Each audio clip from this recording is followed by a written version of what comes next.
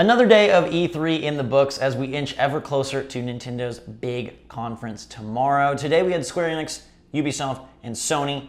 Not a whole lot of Switch news at the PlayStation conference, and really not so much at the Square conference, not even Dragon Quest Builders 2. One thing. They showed Octopath Traveler, a little brief trailer there. But Ubisoft had some stuff, and so we're here to talk about that. Trials Rising is coming to Switch, so they started things off with Switch support. We were like, ooh, it's gonna be really good. Cool. Trials looks really fun. I'm a big Trials fan. I like that they're going back to more of the tried and true gameplay. They're bringing in prominent members of the community to help refine what they're doing, and it's launching in February, so pretty soon, and coming to Switch. Yeah, we made a video dedicated to that. It was exciting, right? Right away, hey, Switch. God. Went away a little bit.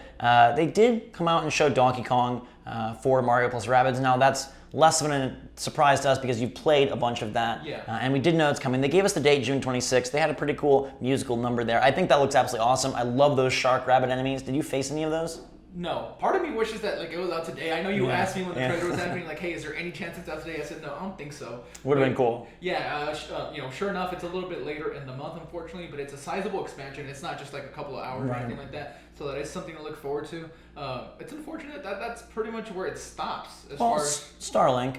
Oh, forgot. That looks cool, right? Starlink is coming to Switch. That was announced last year, but they showed a lot more, and they're bringing Star Fox and his R-Wing and apparently other characters to the Switch version, which is a nice get. I think it's cool that Ubisoft continues to work with Nintendo. I wish they worked with them a little bit more, but they brought Miyamoto out, and he got to debut Star Fox and the ship. So Starlink is very much a Toys to Life game.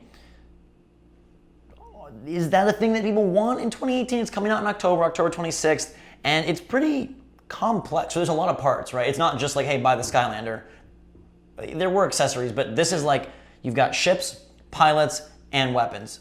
Yeah, they have that little kit that comes with the Star Fox stuff, so that's a good like starter set to pick up the game on Nintendo Switch. That's what we're going to be getting. It's great to see Star Fox around, right? Like maybe it's not his own game. We still have Nintendo's Direct happening tomorrow. We're going to cross all sorts of fingers for that. Hopefully we see more third parties as well. But yeah, the Star Fox stuff in Starlink, very cool that it's included. I was just happy to see Miyamoto on there. Yeah. Him and Eves just have this rapport that's like pretty magical. I love that Uniqlo shirt, the one that he's wearing. Yeah. That's the one I wear. Yeah. Okay, so the game, it looks to be all in-ship combat and movement. I don't know if there's any on foot. And yeah, it does have kind of a corny, cheesy style, especially the cutscenes.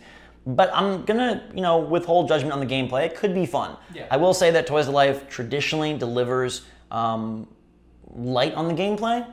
But given that this isn't, it's like the mechanic is very centered, right? It's not like, oh, be all these characters and run around these different worlds. Like, it's all ship combat. So maybe they are able to nail that here. And if they do, it could be cool. I like the idea of being able to modify your ship with like the modular structure of the toys. For the Joy-Con, because they're not big enough to house a ship, they have their own little, it's basically a grip. Yeah. It's like a wide grip that you insert the Joy-Con to because you will be flying the ships that way. I don't know how well that does. I'm interested to try it out. We're actually going to play it right after we hit stop here. So we'll get to see and hopefully have some better impressions. Question though, do you get any No Man's Sky vibes from the game? You're going around a ship to different planets, and yeah, there's more combat in this. We see a lot of shooting. There actually is combat. Yeah. So there's combat now in No Man's Sky, I believe. Doesn't matter. Yeah. So what do you think?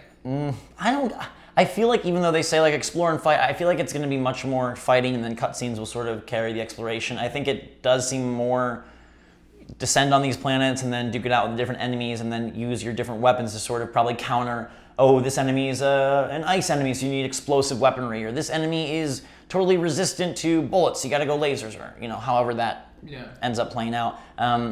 It feels like very, like I said, like combat heavy. I wonder like if the pilots, okay, we saw cutscenes and maybe they're all just there, but I do wonder if your pilot choice, like, is Star Fox going to join the cutscenes if Star Fox is there, or is there's a Star Fox cinematic trailer? I mean, I don't know. Like, but does it have any bearing on this? You know what I mean? Like, does who you choose to roll with? Is there leveling up? I don't know. Like, maybe we'll find out more of the details tonight. But I hope there's a little more depth than just like, hey, click the level, go to the planet, fight all the guys, and go home. I'm not saying Toys to Life games can't be deep because I'm sure they can be, but seeing the trailers that they've shown, right? A lot of kids like playing with it, and that's okay. So if the game's still fun, the game's still fun. We're gonna check it out in a little bit, so we'll have updated impressions as far as that goes. A little bit of a disappointment for third parties today. Unfortunately, yeah, that's where it stops, right? So they had Trials, cool. Donkey Kong we knew about, that's cool, coming to Rabbids. And then Starlink, nothing else. We were hoping for some either new exclusive or porting another series over, and it just did not happen. Now, we're holding off on sort of, because we do have the Direct tomorrow, and that maybe if there are big third-party things. I want 30 parties. I do, man. 30 parties on Nintendo Switch, please. Or at least a Mario Party. But maybe they're going to save something from Ubisoft or Bethesda for tomorrow, so we'll wait. We still have another day where it could go down. We might be worried if nothing happens tomorrow. Yeah, it's going to be a little bit of a concern.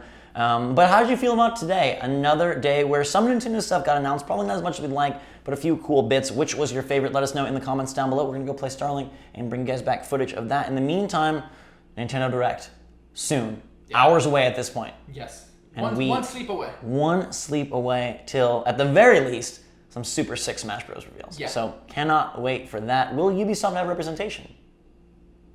Hopefully. I mean, Rayman? Rabid? That'd be great. Yeah. I want something. Something. Yeah. We just want more. More is what we always are after when it comes to Switch and third parties, and hopefully we get it at the Direct. In the meantime, everybody, thanks so much for watching. Hope you have a fantastic day. Make sure to subscribe to stay up to date on all the latest and greatest from the Switch and the rest of E3. There's plenty more, and we're going to be playing just about all of it, including some of the earlier third-party announcements, stuff like Monster Hunter and Mega Man.